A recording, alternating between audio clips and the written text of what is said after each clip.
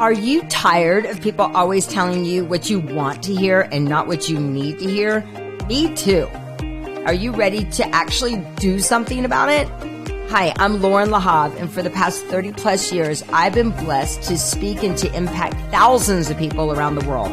I've shared the stage with the world's top thought leaders, including Barbara Walters, Tony Robbins, Barbara Corcoran, and Gary Vaynerchuk. I'm also a personal development, lifestyle, and business coach, event producer, and entrepreneur with businesses in over 25 countries. I'm a wife and a proud mama to 3 and a bonus mom to 1. Trust me when I tell you, it took me many years of buying into my old story of I'm not enough and lots of grit to finally let go of the BS.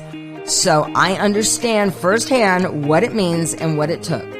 They don't call it the school of hard knocks for nothing. This podcast is my way of breaking down the BS filters of what we say, what we do, and how we interact with others.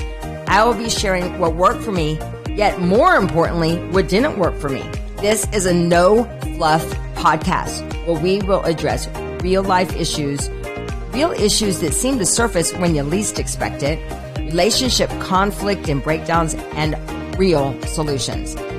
I will share from my life experiences and those of other everyday heroes, as well as the world's top experts, are all here to help you grow through the process of letting go and finally expressing your true voice, who you are and what you stand for. In a world of political correctness and living our lives on social media, it's hard to know what is real.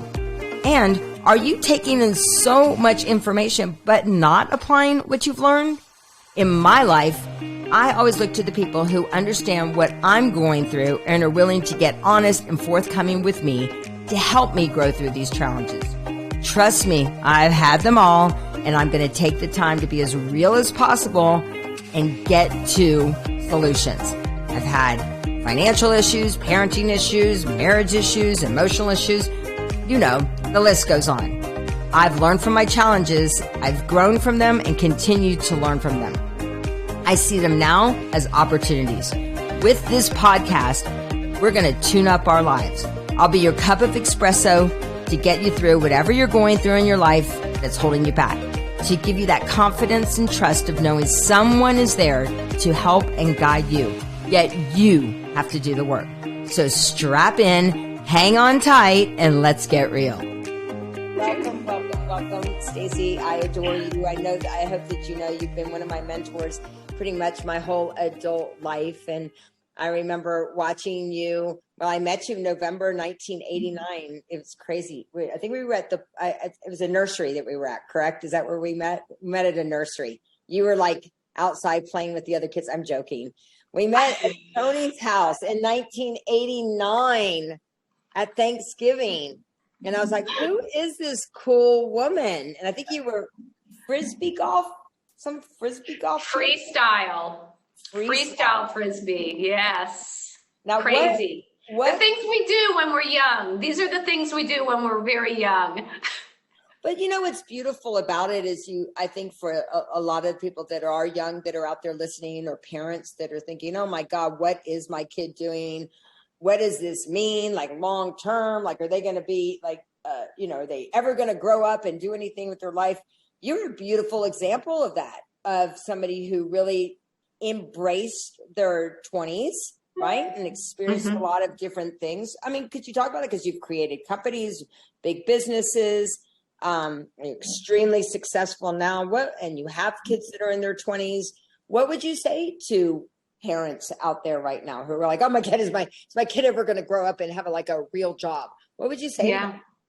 Well, I took follow your bliss to an extreme, but I think the biggest thing is really understand what it is you love to do and then figure out how to monetize it. And that's what I did. I mean, it sounds as crazy as it was. I got a degree in exercise physiology. I loved movement. And then I was in Colorado and I was introduced to a very alternative sport called freestyle frisbee. And I figured out a way to make money at it and formed a little company. We with another partner of mine, where we were called the California Girls. We marketed ourselves and ended up getting sponsorships, ended up traveling around the world, living all over Australia, Japan, you name it. And this was all pre-social media, pre-internet, all of that. This was back in the day. You set out, your press kit. We did everything ourselves, but I've always been good at figuring out what I love to do. How can I monetize it? How can I be of service so that I can make it sustainable? And so it started with that. And then I've grown it into running successful chains of health clubs, to running plant-powered cafes, to what I've really been doing most of my life, and that's teaching yoga, which I've been doing for decades and decades and decades. So I figured out early on, before yoga became so trendy, how to really be able to do this full time and make it thriving and sustainable for almost 4 decades now. It's so crazy. You made so many great distinctions. I was taking notes if you were wondering what I was doing right then. Is that you said something we always hear, find out what you love and go do that. But you said something very important. You said, find out what you love and find out how you can monetize it and be of service and then market it. Mm-hmm. And then really what you did is you designed your life the way that you wanted it to look. I mean, Yes. It sounds like that's really what you did. And that's why you were one of the very first people that I thought of when we were putting together the Own Your Worth. And I didn't even realize it with that being your message literally right then, because it's your mindset, it's your health, it's your money, and it's your mission. So you are the ultimate example. Okay, can I take credit for you with the first health club? Come on, sister. Let me take credit for it. 100% credit. Oh, thank you so much. Of our frogs experience. And then I think about you teaching those yoga classes pregnant. I think you were pregnant teaching those yoga classes. Yeah. When it wasn't even a hip thing either, right? I think you actually got a little bit of criticism, if I remember correctly. Can you talk about that? That was when I was pregnant the first time. It was 1993, and I was so big that, if I did a full split in class, my belly would hit way before my legs. But I had a daily practice. I mean, I am a practitioner of yoga. I practice 6 days a week, practice meditation 7 days a week. I mean, I do practice what I teach, and it's part of my lifestyle. I mean, yoga has changed my life, and I actually don't know the kind of person I would be without all these decades of it. I mean, I'm just a more peaceful, joyful person because of it. And so what got you into yoga? Going from Frisbee, were you doing that when you were Frisbeeing? When you were freestyling? Well, I was in fitness too. So while I was doing that, I was in fitness, the early days of fitness, where I'm going way back to, high impact aerobics, and then the step came out.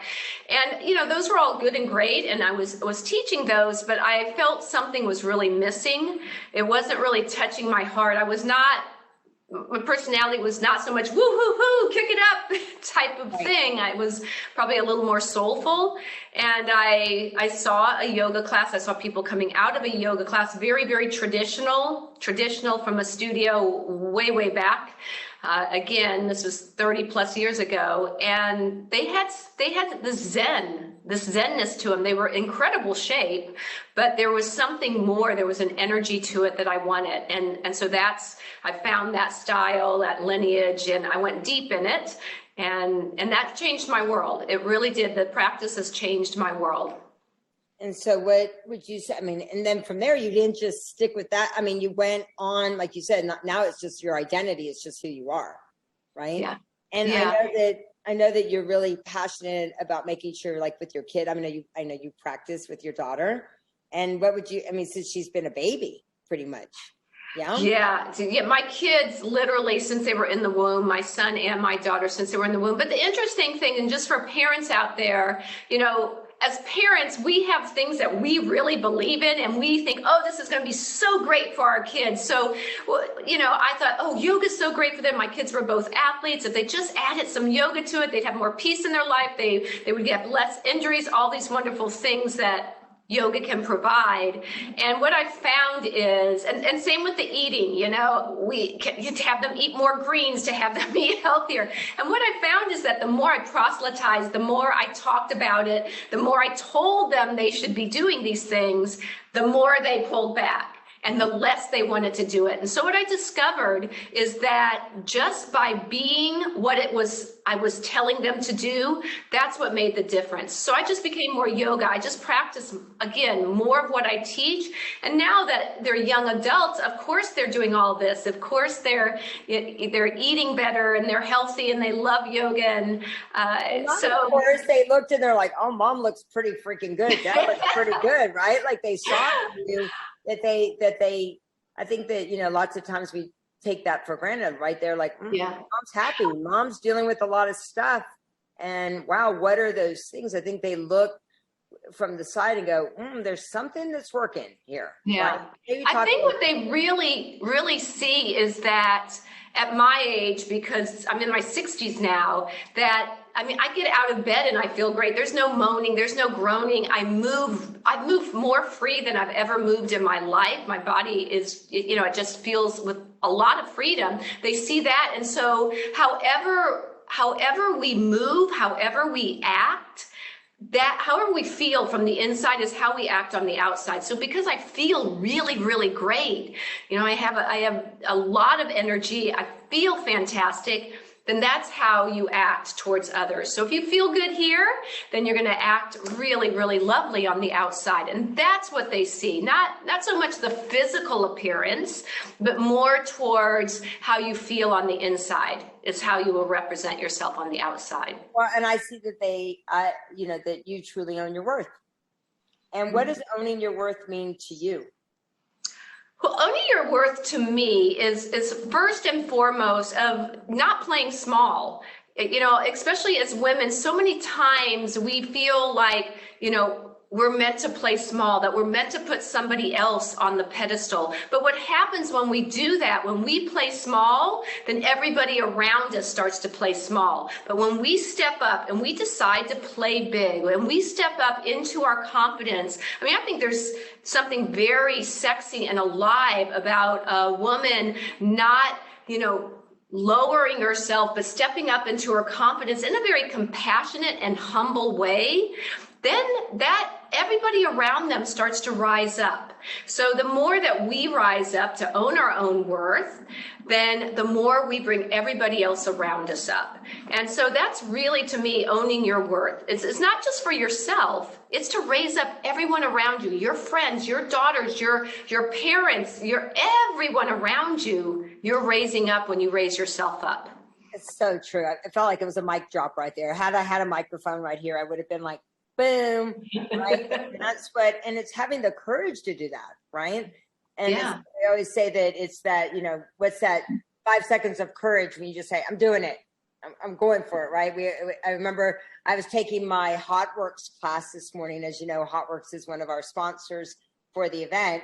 And I went in and I was doing the no bar, what is it? It's called bar none. And basically, because there's no bar, right? So you use the sauna wall as the bar. And the first line that comes out of her mouth is congratulations, because the hardest part is getting here, right? Deciding to come there.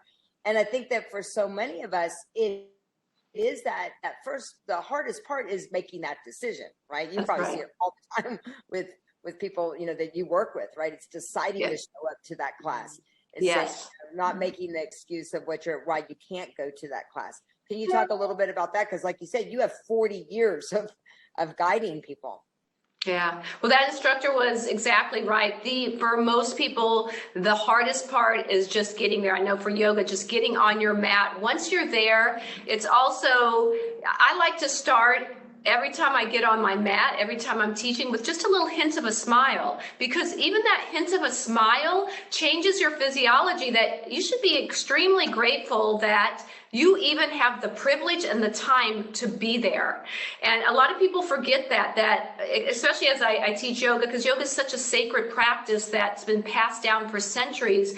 I'm so grateful that I have been exposed to it, and not everybody has. Not everybody has had the opportunity to learn this ancient technique to have a more peaceful life. So first and foremost, getting there, and then when you're there, put a little hint of a smile, and also then, finding the appreciation for where you're at. So a lot of people feel like, oh, I'm not good enough. I'm never going to be as good as this person next to me. They're so much better. And so then all of a sudden you've already squashed yourself down, rather than just appreciating wherever you are on your journey. And when you come to that point of appreciation, then it makes it much easier to continue on. So what if you have to take a break? Take a little break, and I'm talking like during the class. You got to take a little break. Your energy's a little low. Take a break, pick it back up when you can, but you don't quit. You keep going. Because I always speak from the language of yoga, but once you have that fire lit in your belly to be on this path of enlightenment, truly, of true enlightenment, of really understanding who you are at the deepest and most profound part of your inner self, when that fire has been lit, don't ever let it go out. You want to keep that flame burning, because I think most people know that, especially if you've ever been on a yoga mat, once you've been on it, and then for whatever reason, life got in the way, circumstances, injuries, dis-ease, whatever it is, and you did not get on your mat, you were unable to, how hard it is to light that fire again to get back on your mat. And then the expectation is I'll be like I was when before this happened, and you won't. You've got to start over. So I always equate it to like lighting a fire, the fire in the belly. I call it the spiritual fire in the belly, that once it's lit, keep it going, because when it stops, it's like rubbing two sticks together to get fire. And if we all have been camping, we're rubbing, blow, blow, blow, and it takes forever to light that fire. So we keep the fire going so that you don't quit, even if that's 5 minutes. If it's 5 minutes, you just keep going. And so that's the way I keep people coming back for more, is to feel a connection to something bigger than themselves and keep the fire going. I love that, because, it's funny, because I even said that about our friendship. I forgot we hadn't seen each other in a while. We reconnected, and that's part of, and then I'm like, oh my God, I got to just keep you in my life. Right. Mm-hmm. And what happens though, is sometimes we don't keep the fire lit, right? We don't keep in touch. We don't set the dates. We don't keep that momentum going. And we wonder why we start to settle for the people that are around us, start to lower our, lower our standards, maybe not be around. That's why I think masterminds are so important, right? Yeah. Like masterminds with people that are like, okay, we're going places, we're doing things. We know we have to play bigger. It's just like what you said, for you, that owning your worth, and for me as well, it's like not playing small. But you also said something really beautiful, and about not letting it go out. And when I see why people really aren't owning the worth, is they let that fire go out, right? Mm-hmm. They start buying into, oh, well, why would you do that? Right? Like a lot of people said that to me. You're going to do what? Like, you're going to do, why are you going to do that? You don't have 100,000, 1 million followers. You're not like a whatever. Right. And so we start to buy into that. And then that's when we stop really owning our worth, instead of like what you just said, like, there's something about playing, seeing someone play big with that's honorable and not egotistical, but like you said, and bringing your friends in, it has that compassionate feeling. So for everybody who's let their fire go out, because we've all done it. Have you done Mm-hmm. it?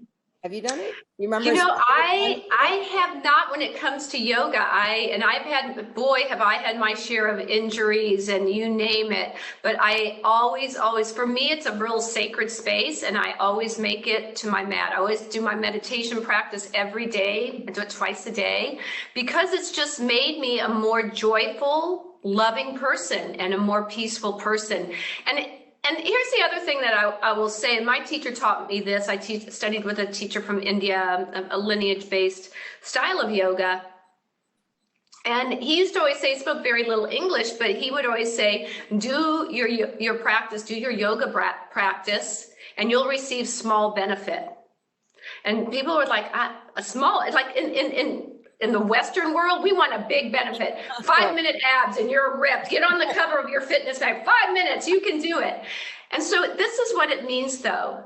Do your yoga practice, receive small benefit. And what it means is that you will have a more loving, joyful, peaceful life if you do your yoga practice for a lifetime than you would have if you didn't do your yoga practice at all. You'll still have a life, maybe a very lovely life, but if you do your practice, you're going to have a more joyful, peaceful, loving life. And so that's that little extra small benefit. And so for me, that's always been in a place in my heart, and it's always brought me back to my mat and back to my meditation practice. I love that you said they always make it to my mat. Always. Yeah. It's like my husband, he always goes on the run 5 miles every day, no matter where he is in the world. That's his center. But has your fire ever gone out just in, part of your life, like where you kind of don't get me wrong. There are so many days that I do not want to do my yoga practice. So many, tired, not doing, but this is the acceptance. So I don't try to compare of what I could do yesterday to what I can do today. I'm just in the reality of the world. So another thing that yoga teaches us is that the truth of things, not that the cup is half full or half empty. We've all know that analogy, but that the cup is crystal clear.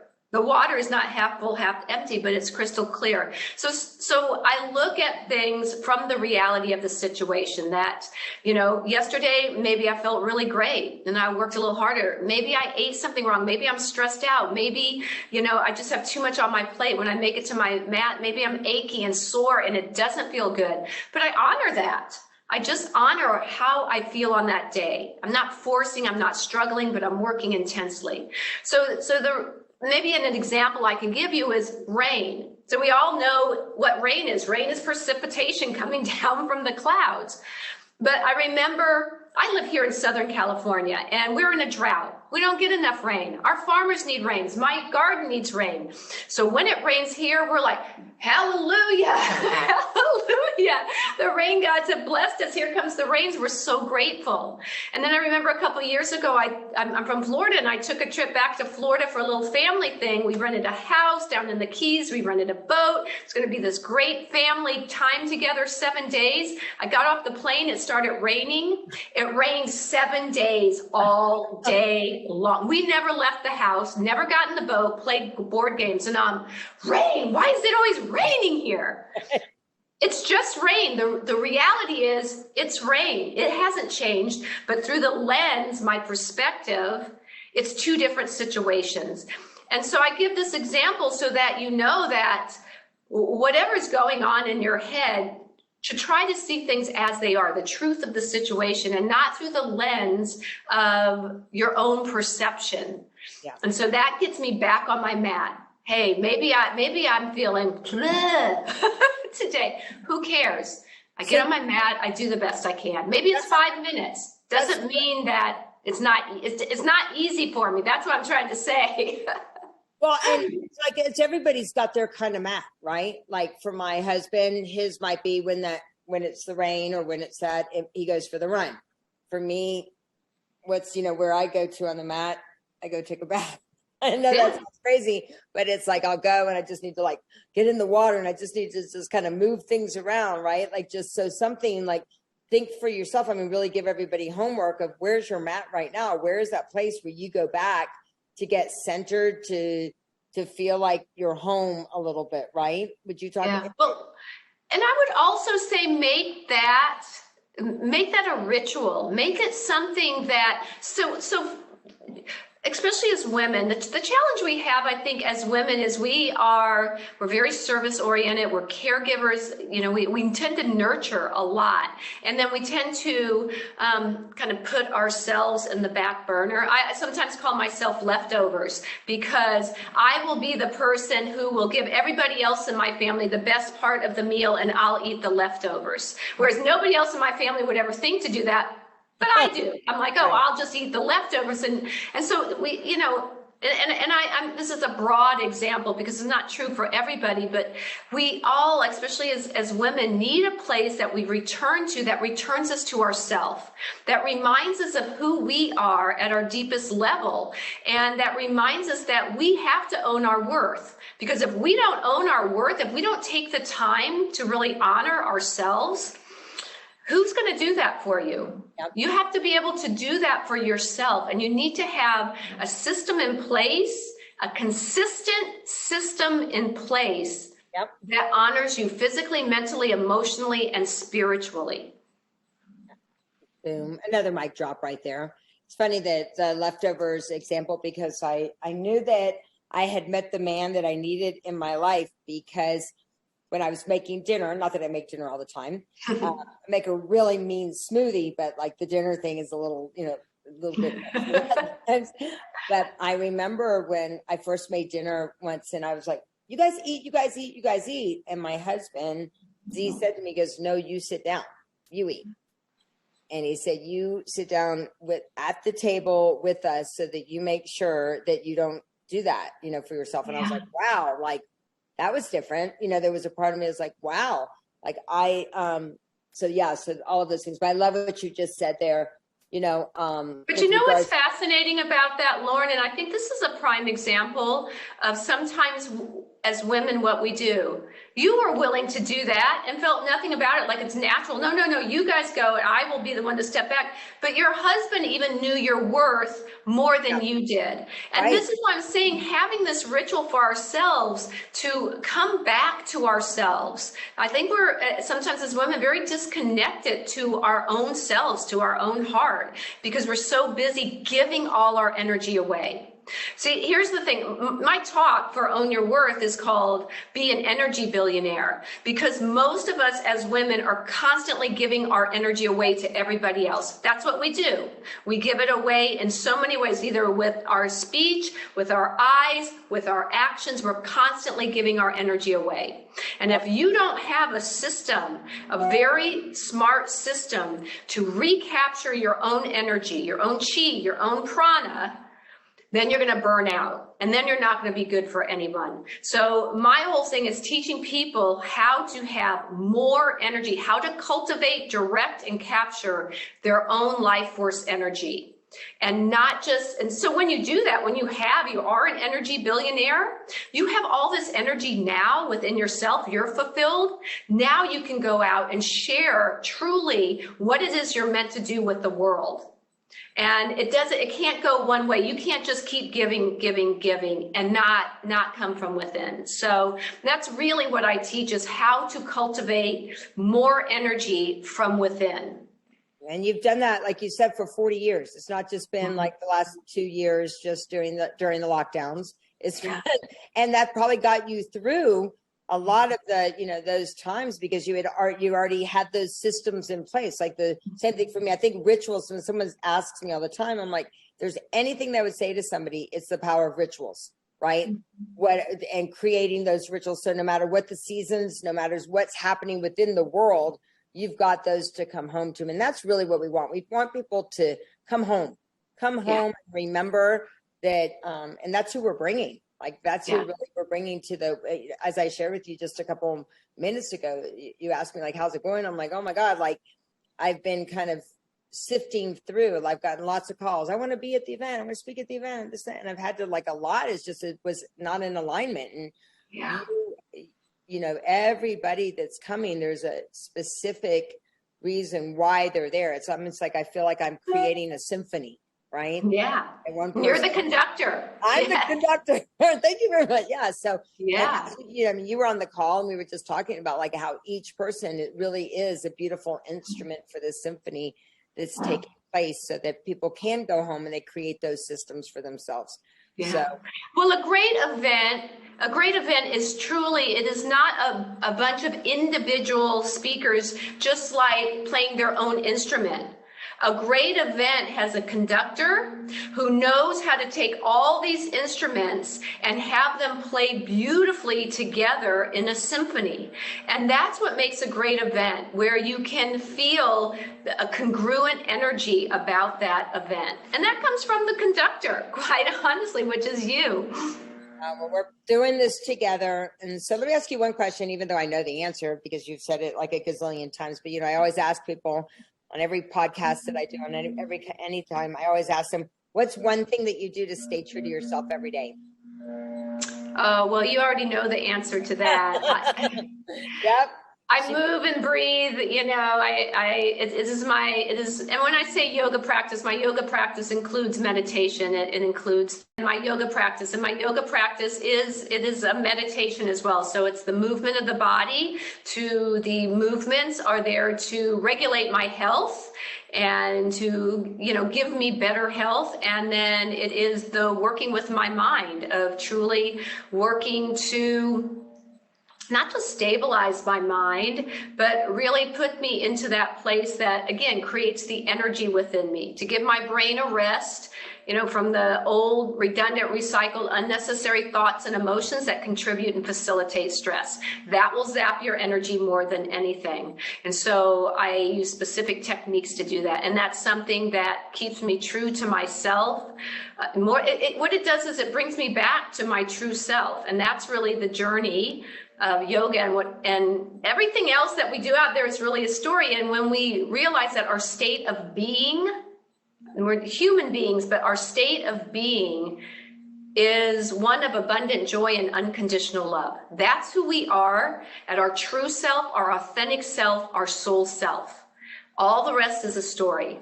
So we are here. Who we are is abundant joy and unconditional love. And we forget that.